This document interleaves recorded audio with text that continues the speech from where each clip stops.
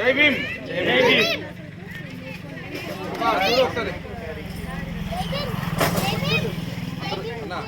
జై భీమ్. జై భీమ్. జై భీమ్. జై భీమ్. రైట్.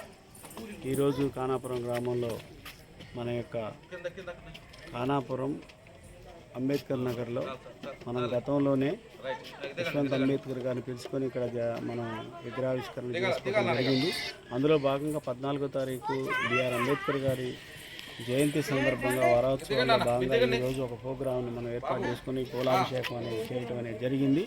అందులో భాగంగా ఈరోజు ఇక్కడ ఉన్న ఖానాపురంలో ఉన్నటువంటి యూత్ మరియు మన కళాకారులు ఈ కార్యక్రమంలో పాల్గొని జయప్రదం చేయటం కోసం 14వ తారీఖు జరుగుతున్నటువంటి జయంతిని పురస్కరించుకొని జరుగుతున్న వారోత్సవాల కార్యక్రమంలో మేము పాల్గొన్నందుకు ఎంతో సంతోషిస్తున్నాం.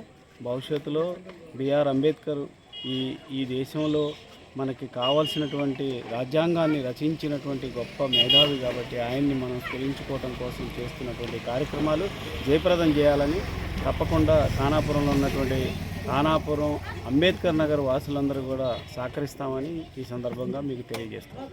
ఏమైపోయే వాళ్ళమో అంబేద్కరు లేకుంటే, ఏ చీకటి మింగునో తను వెలుగై రాకుంటే, తరాల మనస్థితి గతులు మారక తల్లడిల్లు గద సకల జనం, బ్రతుకు అగ్రకుల విషకౌగిట పడి నలిగిపోవు కద నేటి దినం.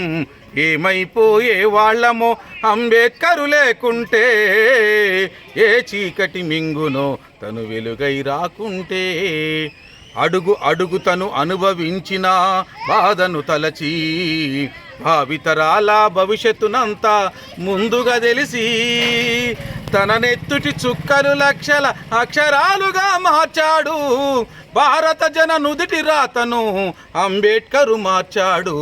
ఏమైపోయే వాళ్ళమో అంబేద్కరు లేకుంటే, ఏ చీకటి మింగునో తను వెలుగై రాకుంటే, రాజ్యాంగం అణువు అణువున జీవము నింపి, నేల మీద ప్రతి జీవజాతికి మనుగడ చూపి, ప్రపంచమే తొంగి చూసేలా ప్రతిది పొందుపరిచాడు, విశ్వంలో ఉన్న జ్ఞానులకు గురువుగా తను నిలిచాడు.